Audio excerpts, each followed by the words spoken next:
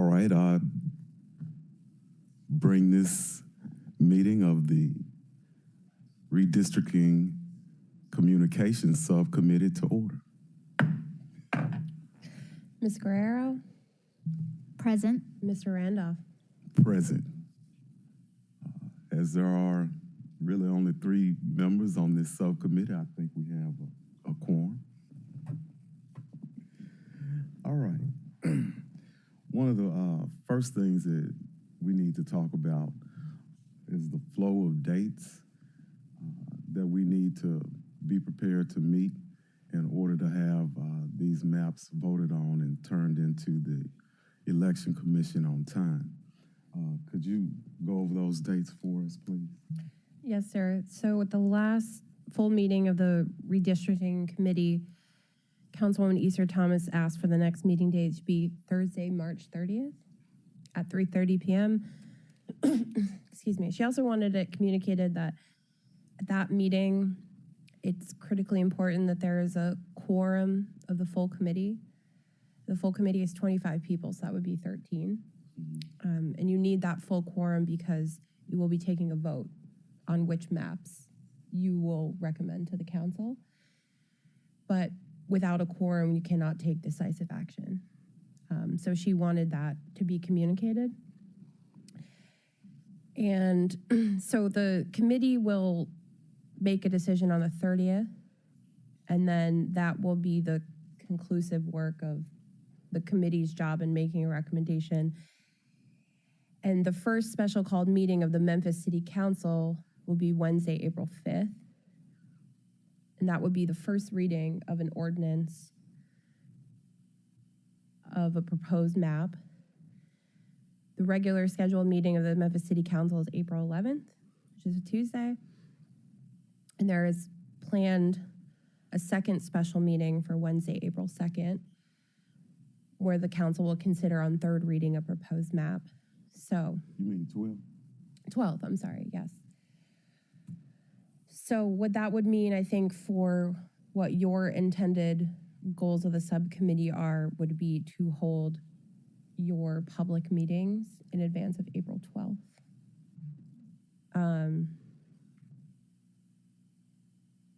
Yeah. And I think that's the only notes that we had from the last meeting regarding dates and times. All right, and it's my understanding from the last full committee meeting that we kind of settled on 4 maps that we would present in public, because those are the maps that we'll probably be recommending to the full council.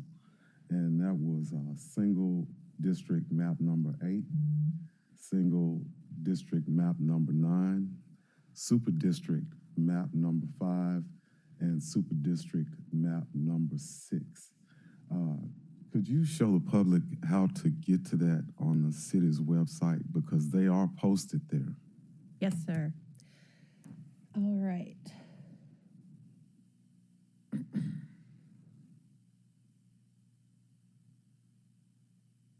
Andy, can you see?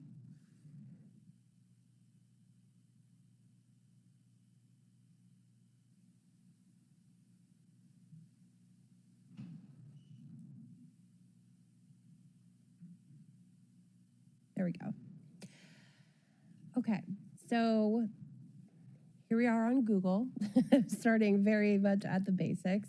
You could just do a quick Memphis City Council search, and top hit is our webpage. Give that a click.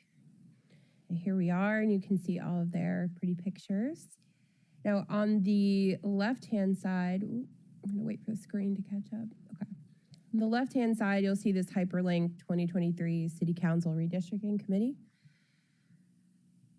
Let's give that a click, and what we've done is we've put a note up that says the Redistricting Committee will be considering 4 maps at their upcoming Thursday, March 30th meeting. And you'll see here there are 4 hyperlinks, and these will just download the PDFs of those 4 maps that you mentioned, Mr. Randolph. So we have our single district plan 8, single district plan 9, super plan 5, and super plan 6. And then below that, we just have a hyperlink to the council maps email address. So if you'd like people to submit comments ahead of that March 30th date, they can use it there. But that is how to access that. And then this link here, where it says view committee documents, including maps, precincts, and census data, this is going to take you to a folder where almost every material the committee has considered from the beginning until now is stored. It's not exactly the most organized, but anything that you wanted to find that the committee has considered is there. So public submitted maps, meeting minutes, meeting notices, things like that. And just to be clear, anyone in the public can view this site and those maps. At 24 hours a day, 7 days a week. Yeah. All right. Thank you for that. You're welcome. And we'll make sure that we get that communicated to the public through our community networks. Next, we are considering doing at least 3 meetings ahead of the vote so we can take these maps out to the public and let the public see them. So, Estella, could you go through that for me?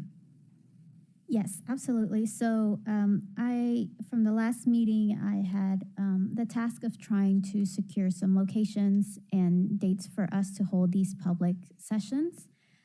So I have 3 different locations as of now for us to consider, and I think we can see if there are any gaps. First is one of our MICA partners, St. John's United Methodist Church.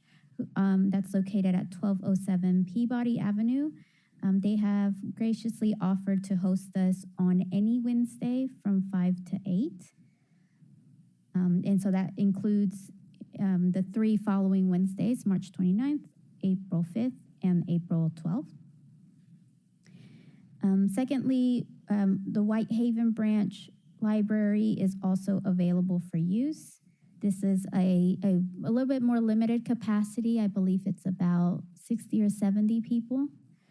But they would be available to host us on Saturday, April 1st from 10 to 12, or Saturday, April 8th from 3 to 6.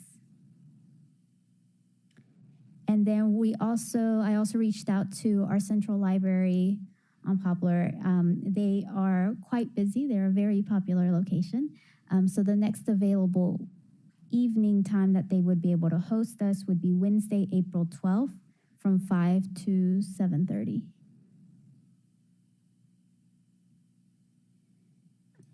I think we definitely wanted to consider a Cordova location. The Cordova Library is not available on a Saturday, but we could see if we can find another location where we could host that public session. But this is what we have for now that we could select from, we could choose from, and then if needed, we can come back and see if we need to consider other locations or dates. Okay, the St. John's sounds pretty good. The Whitehaven Library, if we could set that up for April 1st, that would be not this Saturday, but next Saturday. That's right. That would be good. It's my understanding that Mr. Bacchus was supposed to, or somebody from staff was supposed to check with the Central Library to see if we could get a date before April 12th. Could you follow up on that for us, please? Yes, no problem. And I have a couple of contacts in Cordova. I'll give them a call today to see if I can secure a place in Cordova in a timely fashion. And once I get a date, I will communicate that to you. Can I ask, is there, when we reach out to the library system, so I know that you said April 12th, so that would obviously be too late based off the council's chosen dates. Is there anything that would not work for you guys if we reach out? So would mornings not work? Would, a certain day, like any kind of direction you could give on what your preferences are? Yeah, I think what we had previously discussed is we want to be able to make these sessions as accessible to the community as possible. And so evenings after work hours is important to consider, as well as weekends. So that's why we looked at some Wednesdays. The other thing, and you'll see that some partners may, or some folks may not be available either for like religious responsibilities throughout the week. But really, it's just, I think if we're leaning towards evening times after 5, maybe a start time of 6, that would be the preference. I don't know, Ian, if you have anything additional to that. And if we can't get anything at the Central Library before then, St. John's is the alternative for a midtown-ish type meeting. All right.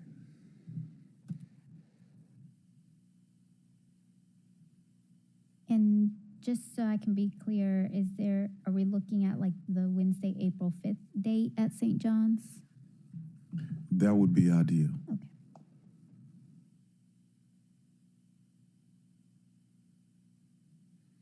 The other thing that we discussed was putting some maps up in other places and not necessarily having a public meeting around them, but just have the maps up for people in the community that wanted to drop by and see them. So we talked about using the senior citizen centers and maybe posting them at some libraries, and especially in the affected or impacted areas. And some community centers in the impacted areas. And those maps would probably be on the same scale as the ones that we're going to take around to the public input meetings. So we've got a little time on that, so we'll get back to you on a list of those places we think they would be best displayed in.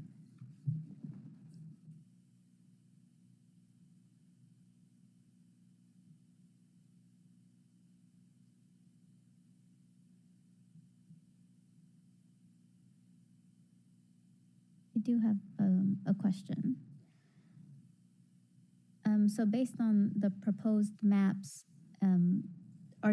is the South Memphis, Whitehaven area and the Cordova area still like the priority locations for this effort? Yes, because there was a concerted effort to consolidate Cordova under one council person. So in those maps, that was done. We tried to do that with Whitehaven, but it didn't work out quite as compacted as we wanted it. So it's still a little bit of Whitehaven that we weren't able to put under one council district. And the meeting in Midtown, or in, a central location, I think that would help encompass what happened to downtown and part of Fraser-Raleigh. Okay, thank you. The other thing that I'm going to request from the mapping committee to go along with the maps that we display is a list of the precincts, where they are in 2022, or where they were in 2022, and then the new district that they changed to in the current map. So that, while you're looking at the map, the average person might not be able to tell, oh, my district moved or my precinct moved. So if you put the precincts, on a piece of paper like this and put it under the map, and you can see, oh, okay, I know I'm in precinct 3205. I just made something up. And I moved from Council District 5 to Council District 7. Oh, okay, I see that now. It'll make the map a little bit easier to interpret. So I'm going to request that from the mapping subcommittee.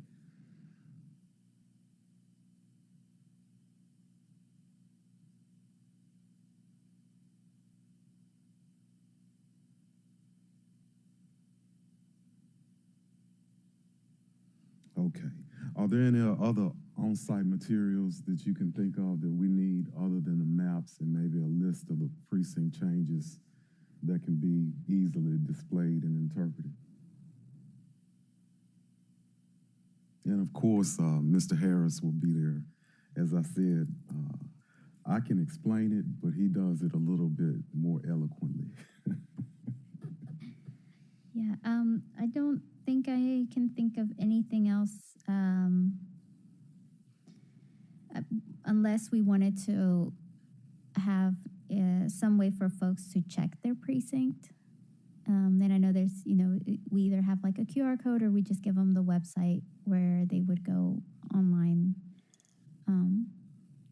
to find out. But that might be more of a handout, a short handout that we can put together that kind of guides them for how to, like the steps for how to interact with this map, make sure they know what the impact is going to be for them specifically. But I like your idea of having the precinct list available. It's just I'm wondering if folks may not immediately know what their precinct is and would want to find out how they can be reminded of what their precinct is.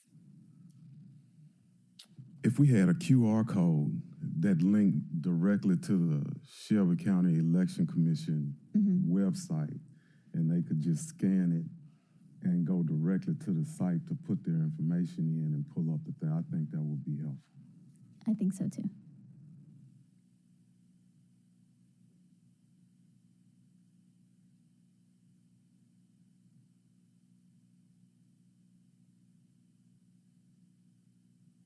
Okay. I can't think of anything else that we would need to take. We depended on Mr. Bacchus for a lot of help last time, so you are taking his place.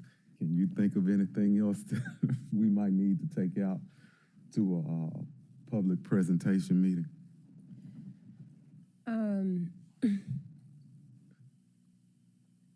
I think something that we do when we host town halls and community meetings is we provide something for community members to submit or write their comments, especially if they don't feel comfortable vocalizing them. So you may want to think about how you accept comments from the public. Are you just going to ask them to email it? Do you want to have, little cards where they can write what they think? Is it going to be an open forum? Something like that, but something to have them to be able to submit a comment.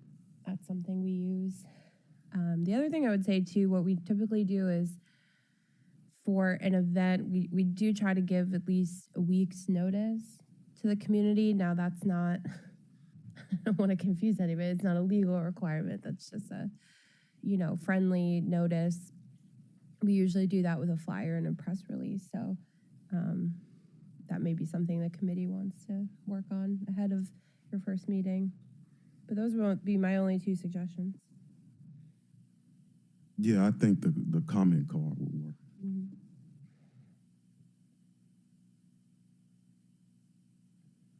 All right, so that's pretty much it for our agenda. So to kind of recap, we've gone over where the maps are posted on the website and showed the public how to get there.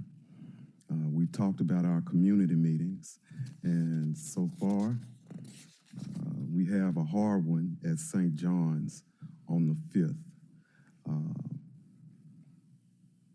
The Whitehaven Library. Did we agree on April 1st for that one?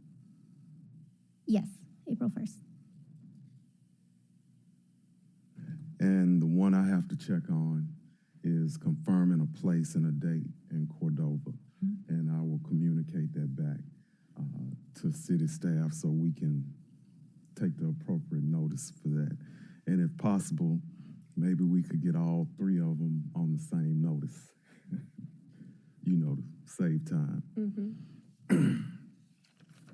We're also coming back in an expeditious fashion with a list of locations in impacted areas. That would be public libraries, senior citizen centers, and community centers where we could display the maps not necessarily have a public session about them. And I will be following up with Dr. Harris to see if we can get a precinct list that shows where they currently are in 2022 and the changes for 2023 that will be presented along with the maps. Does the city do QR codes? Or is that something we'd have to do? Could be something you have to do, but I think it's pretty easy. I think you can really just like Google, like create QR code and get one. Yeah. Okay. Have you done that before? Yes, I have. Well, maybe you can show me how to do it too.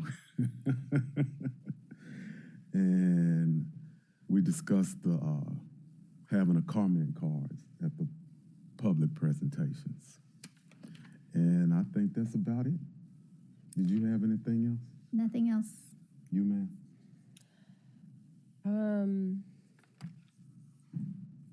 I don't think so. No. All right. Well, it's 11:34, and I'll call. Excuse me. I'm sorry. So I know that you have the St. John's meeting. Do you still want us to follow up on the Ben Hooks Library? What do you think, so? Okay. I think so. Just in case Cordova doesn't work out or something like that, then the Central Library is a very good location for us to consider. No problem. Thank you.